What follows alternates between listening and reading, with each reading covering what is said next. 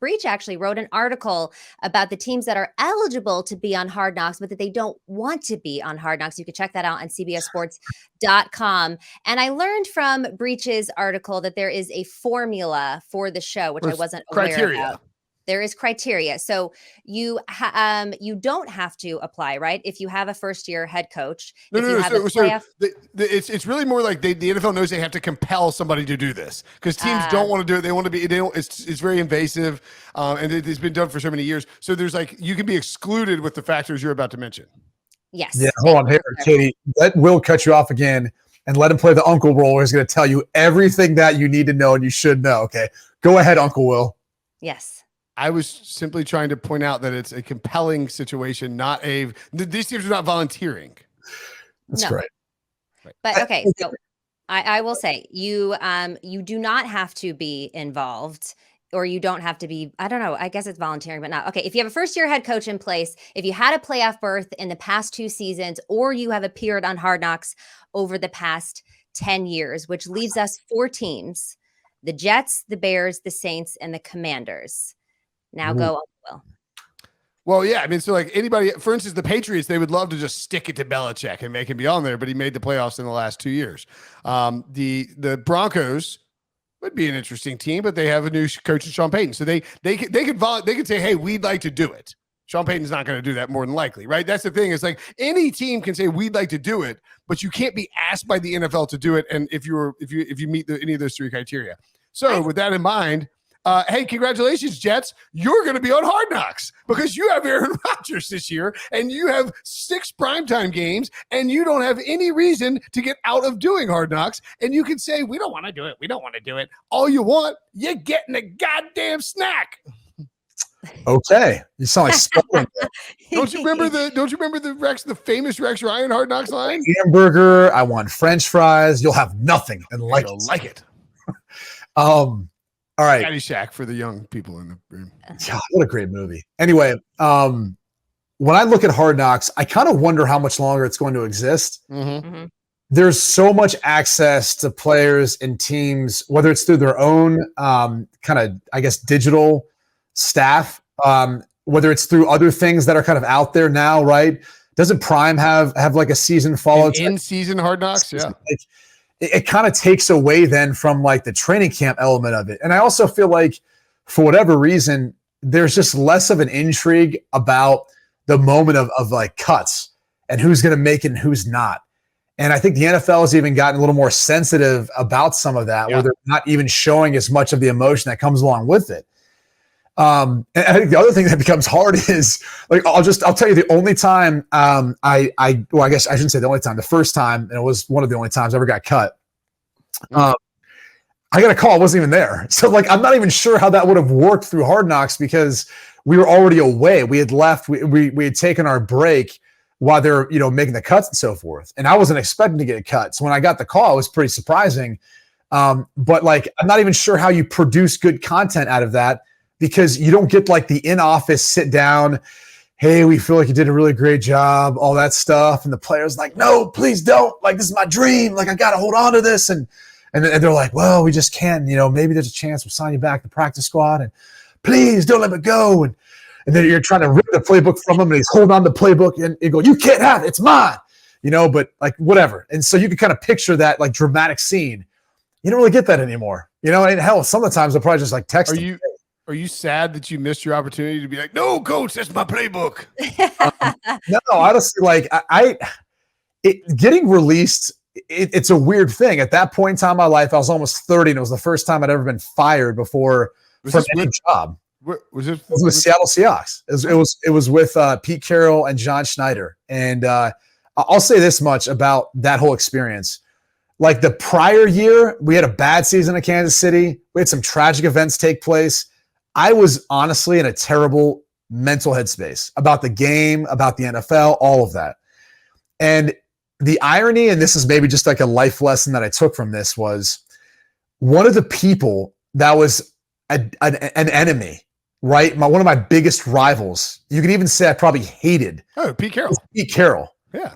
And ironically enough, from that time, seeing how he worked as a head coach with that culture and that environment in Seattle, it was special. And it opened up my eyes to why has been successful with pretty much wherever he's been, because of how he's able to coach players and work with players and take guys aside who are maybe even fringe roster players and work on stuff.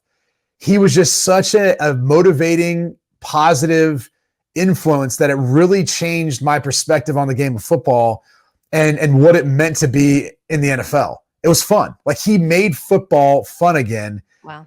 Kind of moved past that. And honestly, that and just being around Russell.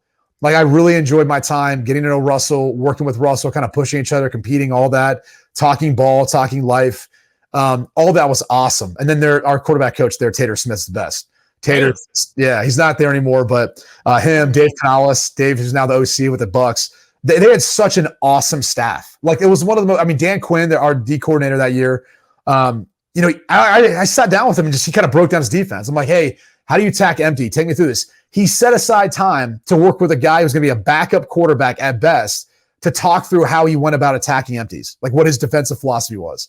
Like, so they just had this really, really unique atmosphere and environment. And yet when I got the call, I was like stunned, because part of me was like, I've grown to get back to where I loved it so much, and now it's being taken away. But anyway, I don't even know how we got on this subject now. But we were talking about Hard Knocks and cutting people, and you were detailing. Great. You did a great job describing your being cut. Yeah. That moment, I don't think it would have been a great TV, because I was like so taken back by it that it took me a while. It was like leaving a relationship that you loved, and it didn't hit you right away. It hits like 3 days later when you're like, man, kind of. Who called to cut you? Was it? I assume it was like the. It was John and Pete. So I spoke to them both, but they also told me, they're like, hey, the Jets called, they're probably going to sign you. And I was like, I don't even know what to do. Like, is that like, I'd never been cut before. 7 years into it. I'm like, do I wait? Do I just take whatever offer is presented? Do I sleep on it? So I slept on it, ended up calling John Idzik back the following day, went in, signed with the Jets before the season started. So kind of knew what the scenario was there, but it makes for great TV sometimes, not always. And I think now that's one of the things that like Hard Knocks doesn't have in their back pocket. And especially because like, I think in season people are more intrigued by Hard Knocks more so than they are training camp, because training camps aren't what they used to be. Like, people love seeing the hitting. People love hearing like the pads crack.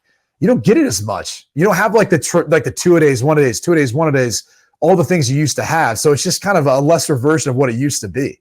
And I think too, you had a great point that there is. So like when NFL films first started doing Hard Knocks and HBO, they started getting into it, and whoever the bodies that are putting it together is like, it's like, this is this insanely unique and fresh look for someone who's never played in the NFL, or football fans to be able to watch training camp. And now it's like, you get to see every throw in every training camp and really get the behind the scenes on so much stuff. And there's just so much media being put out by these teams and the network that it's almost like there's overexposure. I mean, I'll be honest, like, I don't watch every episode. Yeah, there's oversaturation. I don't watch every episode of Hard Knocks. Yeah. From a player's perspective, Brady, do players enjoy being on Hard Knocks? Is it something that they're like, oh no, our team is signed up for this? Or do they look at it as an opportunity? What is the...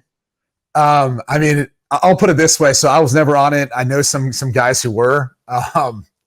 There's I'm not gonna name names, but I mean, I knew one guy who like used it to get information about whether or not he would get cut.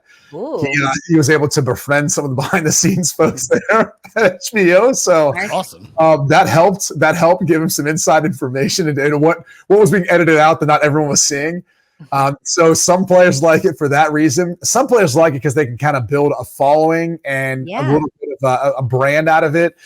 Other guys don't, because there's actually like a low-key fine system. A lot of people don't know this, but in every room, you're going to have a fine system you implement, unless you're just complete, jerks and, you just don't have fun.